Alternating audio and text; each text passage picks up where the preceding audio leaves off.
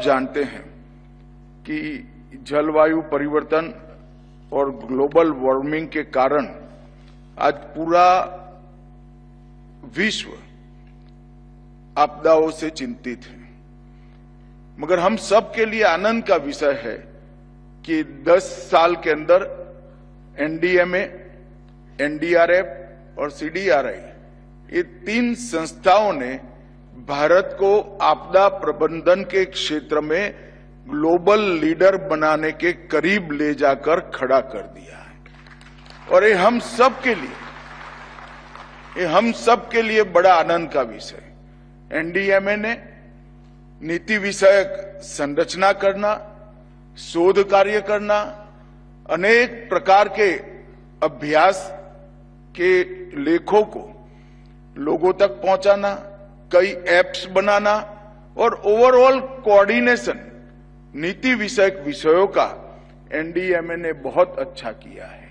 और एनडीआरएफ की मैं बात करता हूं तब मेरे ही विभाग के तहत काम करने वाला संगठन है, मगर मैं बेझिझक होकर कह सकता हूं कि पूरे देश में एनडीआरएफ ने अपनी एक छवि बनाई है, ख्याति भी अर्जित की है और सम्मान भी प्राप्त किया है।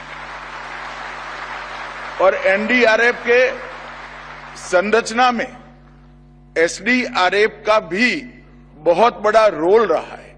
एसडीआरएफ के जवानों को एनडीआरएफ के तर्ज पर ट्रेन करने के लिए भी एनडीआरएफ ने बहुत बड़ा काम किया है। और जब मैं कहता हूं कि भारत ग्लोबल लीडर बनने के कगार पर है, तब हमने वैश्विक स्तर पर भी सीडीआरआई के माध्यम से ढेर सारी प्रसिद्धि भी प्राप्त की है और स्वीकृति भी प्राप्त की है। मित्रों, ये 10 साल के अंदर डिजास्टर रिस्पांस के लिए ये दशक जो है बड़ा परिवर्तनकारी दशक माना जाएगा। जब भी भारत के डिजास्टर रिस्पांस का इतिहास लिखा जाएगा, ये 10 साल संक्रांति काल के 10 साल के रूप में इतिहास को इसको नोट करना पड़ेगा। ये 10 साल में क्षमता, गति, दक्षता और सटीकता, ये चारों क्षेत्रों में हमने बहुत नोंदपात्र सिद्धियां हासिल की हैं।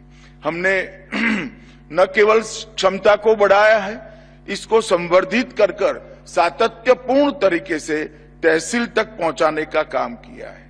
हमने गति का भी ध्यान रखा है, क्योंकि डिजास्टर मैनेजमेंट के किसी भी काम में गति का बहुत महत्व होता है। समय पर डिजास्टर मैनेजमेंट का काम होना और लोगों को बचाना, ये सबसे महत्वपूर्ण है। हमने आधुनिक से आधुनिक तकनीक और समर्पित अपने बल के कारण, समर्पित स्वभाव वाले बल के कारण दक्षता में भी वृद्धि की है और तकनीक का उपयोग कर कर सटीकता के साथ पूर्वानुमान और जहां इंफॉर्मेशन की जरूरत है वहां पर इंफॉर्मेशन एडवांस में पहुंचाकर समाज को जागरूक करना और पूरे समाज को ये डिजास्टर मैनेजमेंट के और राहत और बचाव के काम में जोड़ने में भी